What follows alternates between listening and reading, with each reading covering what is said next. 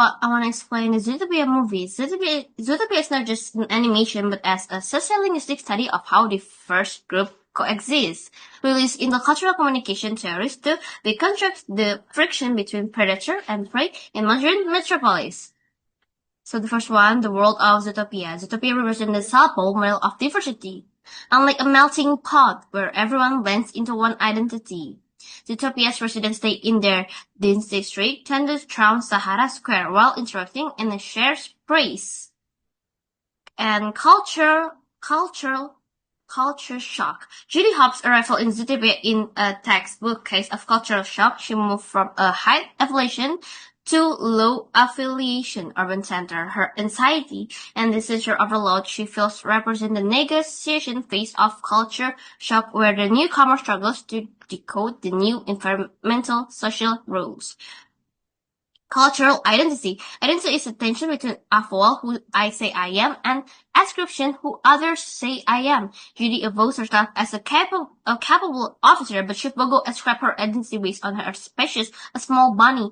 This explores how marginalized group must work twice as hard to negotiate their professional identity against social labels.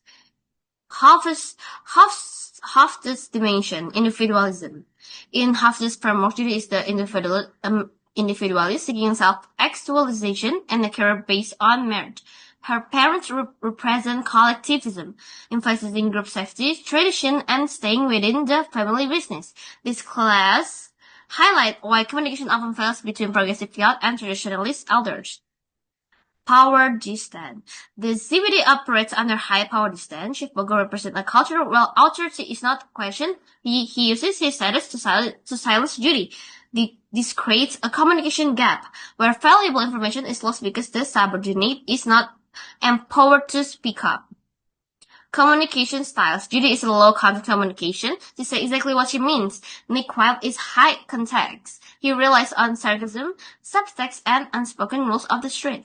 Their initial conflict happens because Judy fails to read between the lines, making her an easy target for Nick's hustles. Nonverbal communication.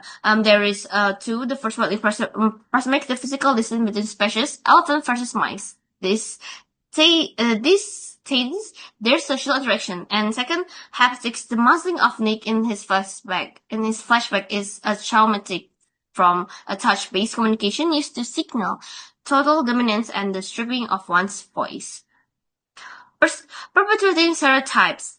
Discussing the self-fulfilling prophecy exists. If the world's only going to see a fox as a shifty, there's no point in being anything else. They show how stereotypes act as a social prison, forcing individuals to behave according to the labels placed upon them.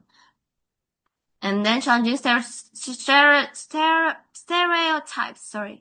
Zootopia uses expectancy violation to challenge viewers, flash the slow, being a spider and a closer or cheetah. Being sedentary and obsessed with pop culture remind the audience that individual identity always transcends culture or biological categories. And power dynamics.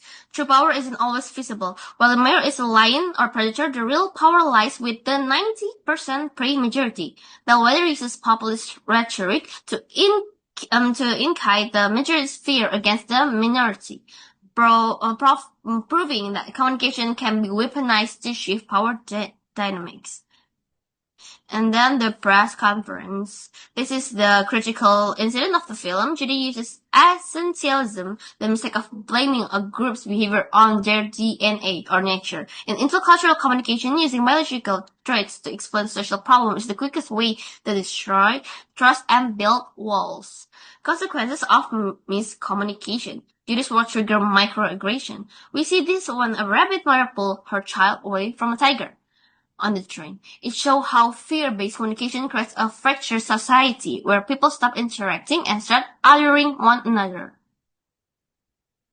And then analyzing their resolution. The resolution occurs through intercultural empathy. Judy and Nick stop seeing each other as the fox or the bunny and start seeing each other's shared trauma and humanity. They move from us versus them to we. And then cultural intelligence. The CBD needs psyche training. Better psyche would have prevented the profiling of predators. And avoiding microaggressions. Cultural sensitivity includes understanding in-group or out-group language. Judy's explanation of the word cute is a lesson in linguistic ownership. Using terms that are only appropriate for insiders can be an unintentional insult when used by an outsider. And then active listening.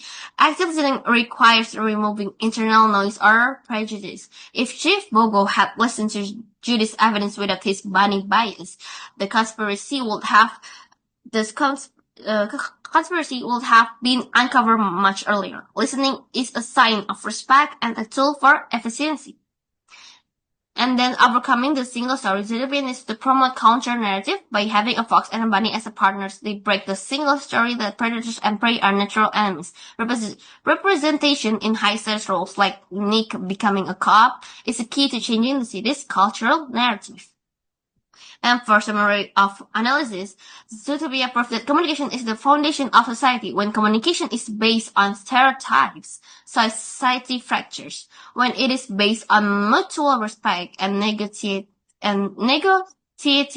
identity, anyone truly can be anything. And for conclusion, the final message is that intercultural harmony is not a destination, but a constant process. It requires us to acknowledge that real life is messy and to keep trying to understand one another despite our limitations. Yeah. Thank you.